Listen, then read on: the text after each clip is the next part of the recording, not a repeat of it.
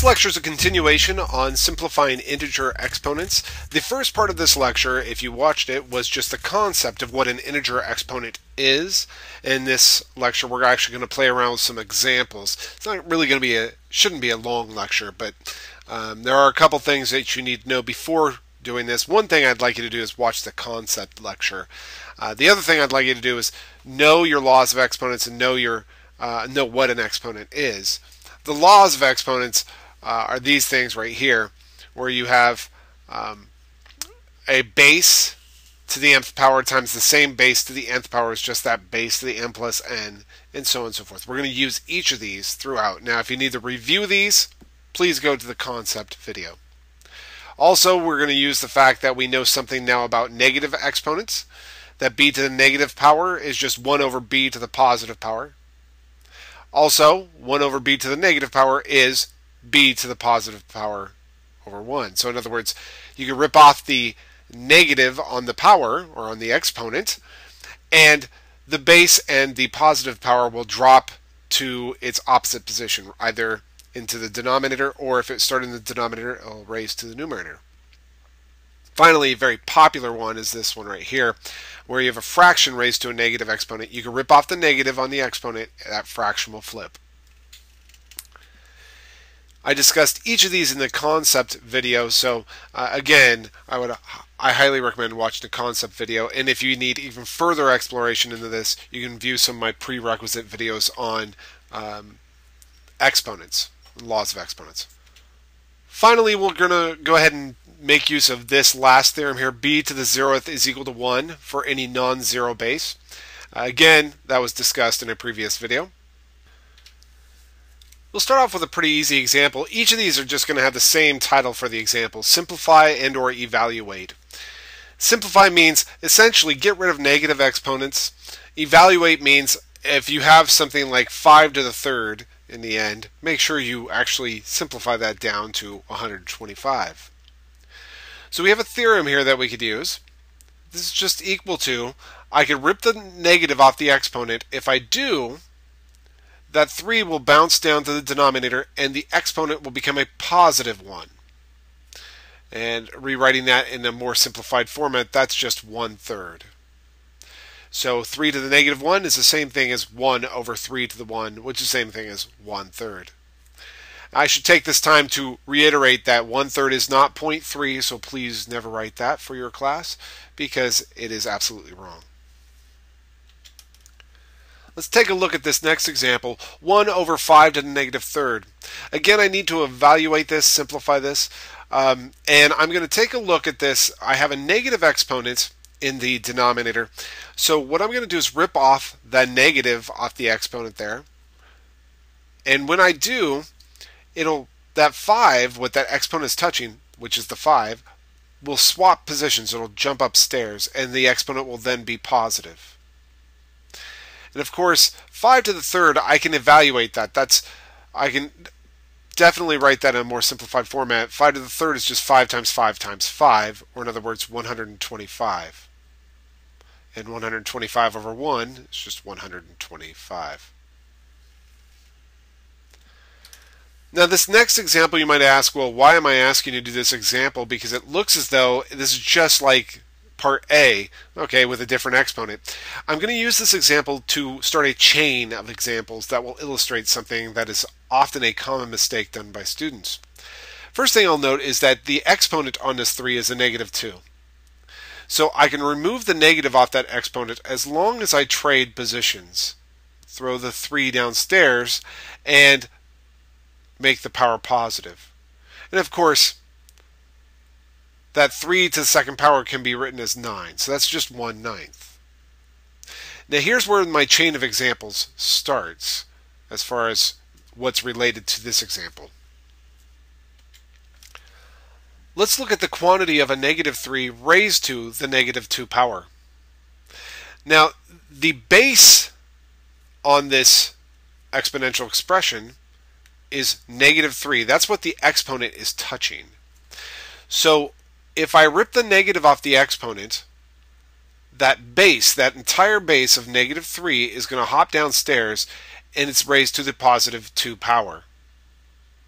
So notice that I'm actually moving the entire base downstairs. And then negative 3 times negative 3 is a positive 9.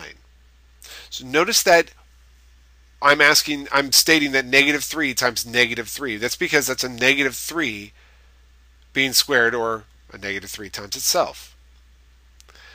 But in this next example, you might see something slightly different. A negative 3 to the negative 2. Notice the difference in notation. That exponent is only touching the 3. In other words, the base of that exponent is 3. It's not a negative 3, it's a 3. The negative is hanging out front. So whenever I rewrite this example, I'm going to first start by writing a negative number, or a negative sign, sorry. And then I'll say, okay, now I have this base that's raised to a negative exponent. I'll rip off the negative exponent and drop that base downstairs and make its exponent positive now. And of course, that's just a negative 1 over 3 times 3 is 9. That's a negative 1/9. Notice the difference between D and E. D, you have the entire base being a negative 3. In E, the only thing that the exponent is touching is 3, positive 3.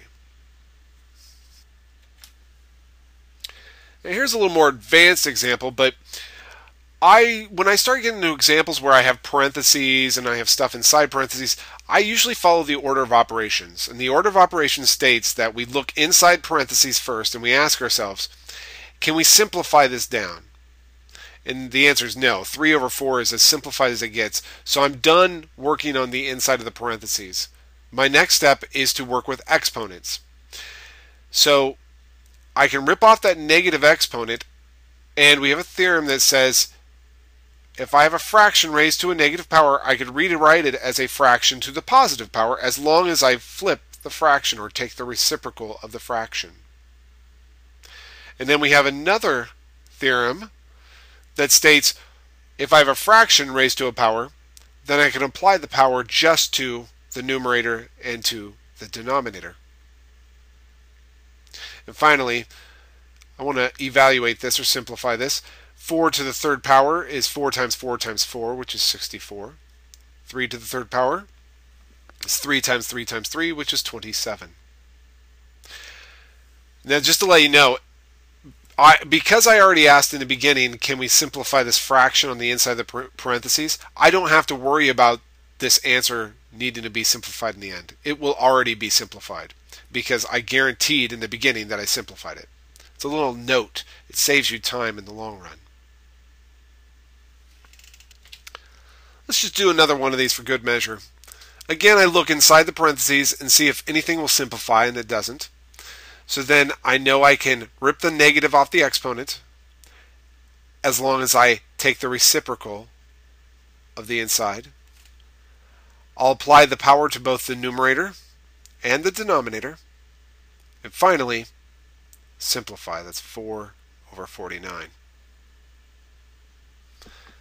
And again, that will not simplify any further because I, at the beginning, asked if that fraction simplified and it didn't.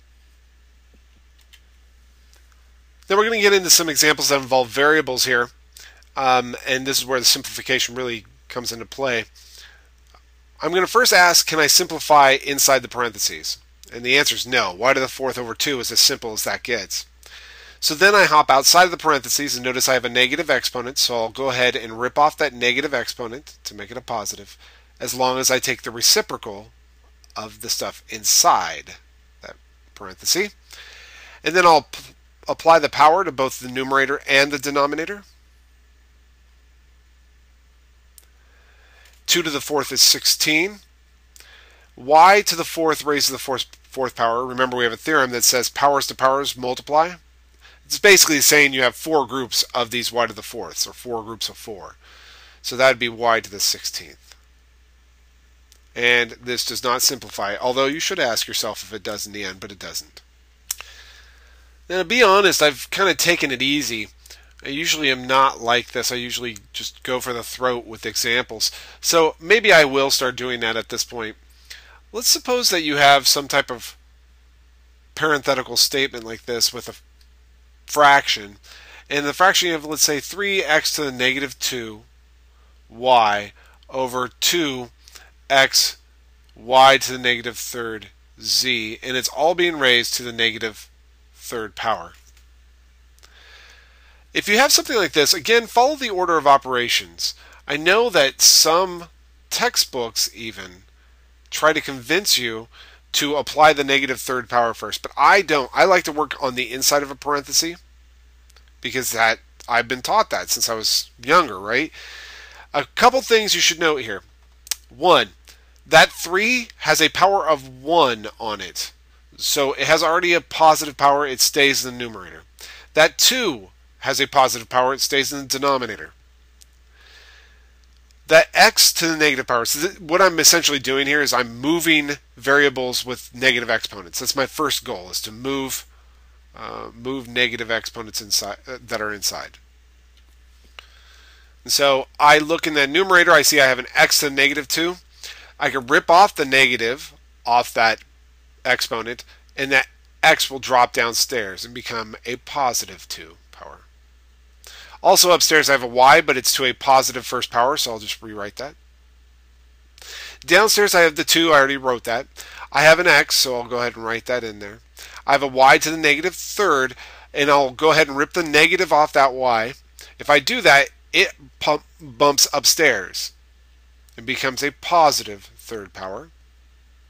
And finally I have a z downstairs, but that's a positive power, it's just z to the first.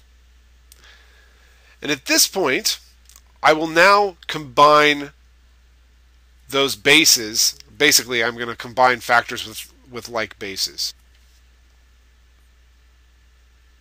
So I have 3, that's y to the 4th upstairs, because y to the 1 times y to the 3 is y to the 4th.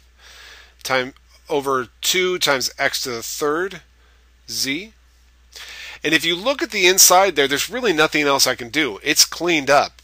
It's actually a very clean looking fraction on the inside. So once you get to that point, following the order of operations, working inside parentheses, that you cannot go any further, then you have to hop outside of parentheses. And you see on the outside of the parenthesis there, I have a negative exponent. I'm going to turn that into a positive exponent, and I'm going to flip the inside. In other words, whatever was in the denominator is now in the numerator. Whatever was in the numerator is now in the denominator.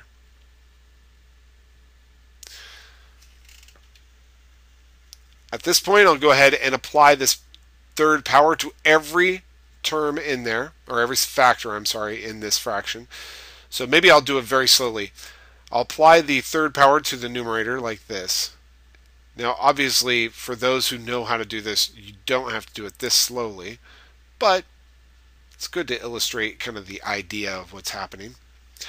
And now I see I have a bunch of things multiplying, and they're all raised to the third power, so I'll apply the third power to each of those objects. I have 2 to the third power times x to the third power times z to the third power over 3 to the third power times y to the 4th to the third power. Again, it's very long-winded. This equals, 2 to the third is 8. X cubed is x to the 9th, z to the third, over 3 cubed is 27. Y to the 4th to the third power is y to the 12th. Remember, powers to powers multiply. And that is our answer. And that's as simple as it gets. So when you're simplifying expressions involving negative exponents, you essentially work inside parentheses, clean up as much as possible.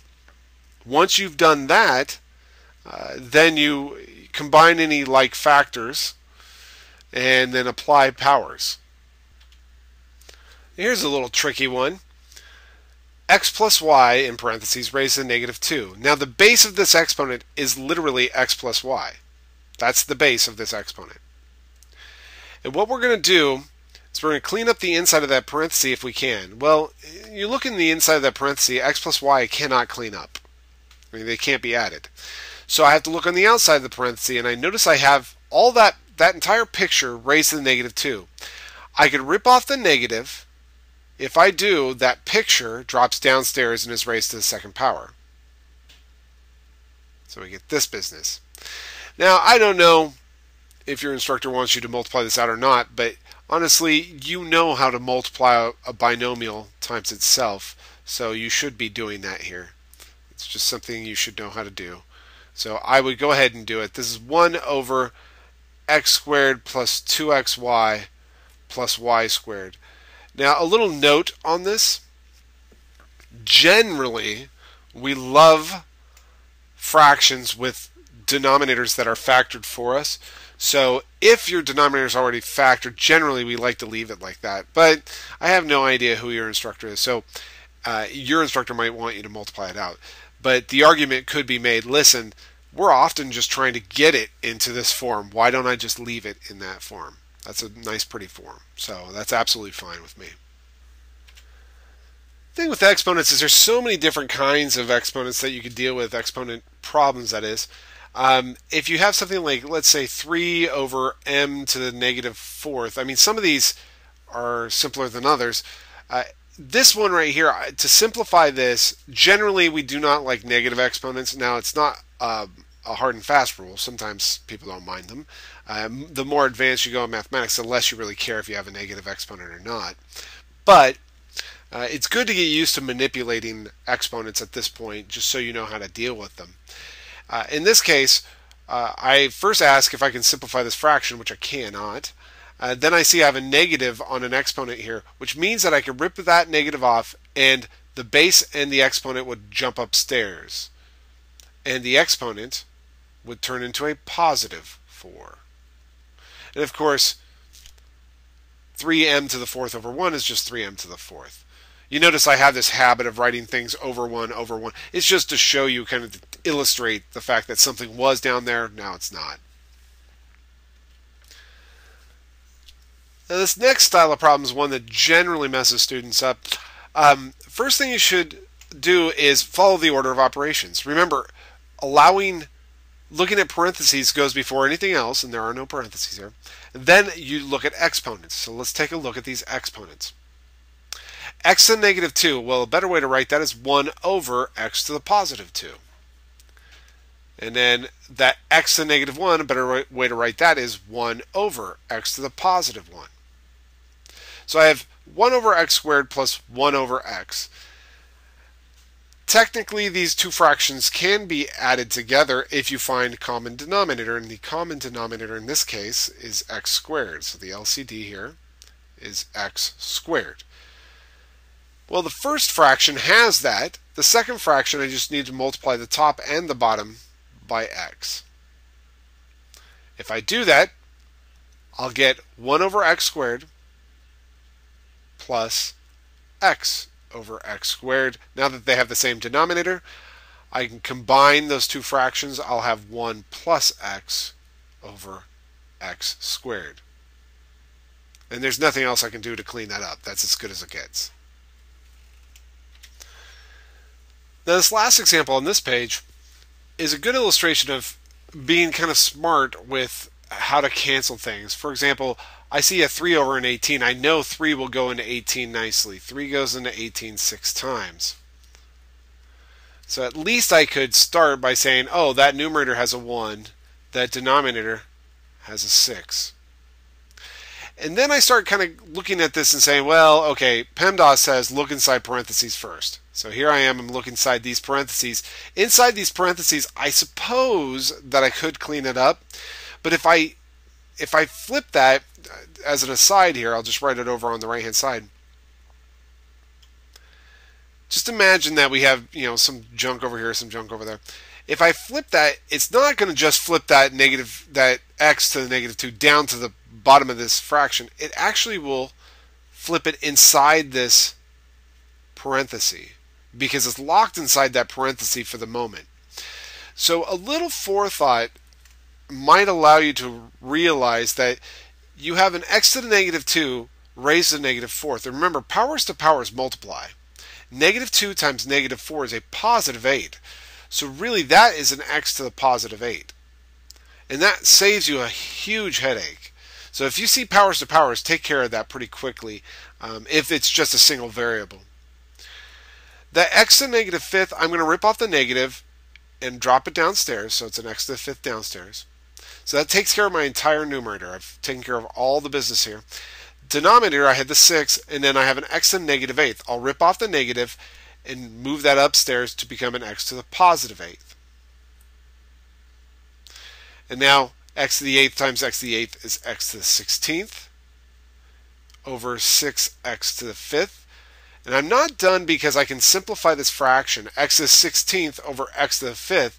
Well, which has more power? Basically, who wins and by how much? The one with the 16th power wins by 9. So it becomes x to the 9th on top. The top wins by 9. The bottom is just that number 6. As a final example, I'm just putting this mess here. Now, I just want to illustrate that you're always following the order of operations essentially. The order of operations tells us we're first going to look inside the innermost parentheses. So this is the innermost parenthesis here, and this is the innermost parenthesis there. Both of those, there's nothing to do. So I can pull out of those two parentheses and now look on the inside of this big set of parentheses here, this one. And I'm asking myself to simplify. Now the first thing I take care of is exponents, and there's quite a few, right? After parentheses goes exponents. My advice, if you have a fraction within a fraction, like this little business right here, that's a fraction in a fraction, right? It's 3x squared over x to the negative 7th, and that's just in the numerator of a fraction. My advice is to, if you can, simplify those exponents first. So you rewrite everything else, and actually you could do several things at once here. You don't have to just rewrite everything else. In this case, I would rip the negative off that exponent and flip it to the upstairs of this exponent. So I'd have 3x squared times x to the 7th all over 1. And then this is all in a fraction. Now I'll go ahead and read from left to right here. The y to the negative third, I'm going to rip off the negative and drop that y to the third downstairs. I have z to the positive 18th, so that stays in place. And then I have this picture, x minus 3z, raised to a negative power. So I'll rip the negative power off and drop that downstairs and make the power positive. And that is done. I'm done with the numerator. And now I focus on the denominator. It has a 4, which has a positive exponent, so I just leave it downstairs. And then I have an x to the negative 31. I'll rip the negative off and throw the x upstairs with a positive 31 power. I have an x to the 7th and an x to the 47th. I know I could have combined those, but I'm taking my time. I have a y to the positive third. I have a z to the negative 4th, so that'll jump upstairs as a z to the positive 4th. And then I have this x minus 3z to the positive power. So x minus 3z still to the positive 4th. It doesn't move positions. And now I will go ahead and combine like terms.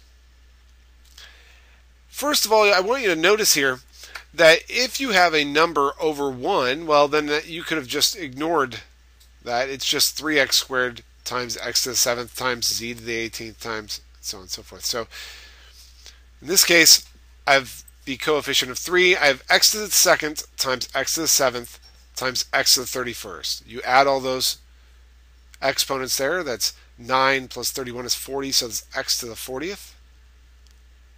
You have z to the 18th times z to the 4th, which is z to the 22nd. So that actually simplified quite a bit. Downstairs, I'm going to pull this coefficient of 4 here out front. And then I'll look at the x's. So I'll write x here.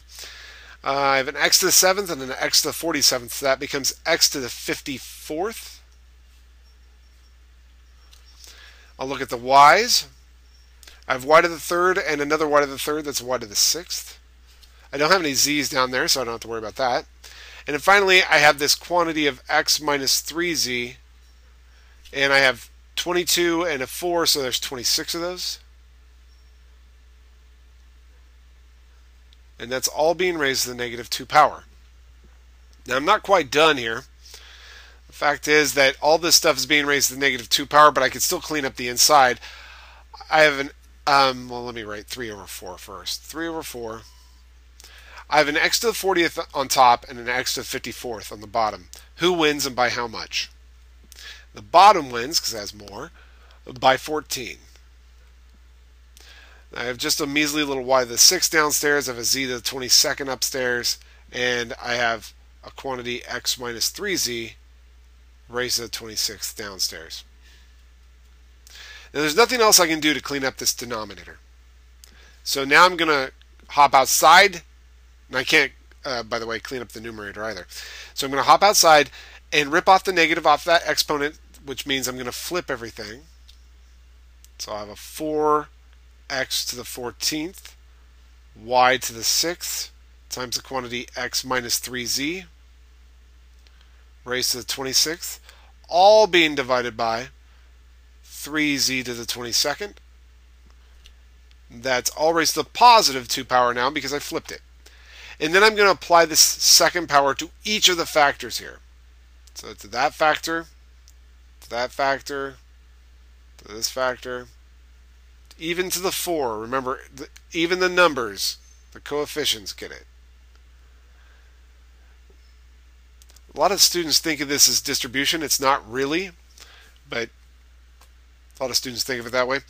So we have a 4 squared, which is a 16. We have an x to the 14th squared, which is an x to the 28th. We have a y to the 6th squared, which is a y to the 12th. I have a quantity x minus 3z to the 26th being squared, so that's to the 52nd. In the denominator, I have a 3 squared, which is 9, and a z to the 22nd squared, which is a z to the 44th. And that's as simple as this gets. That's as good. I shouldn't say simple. It's simplified, but this is as simplified as it gets.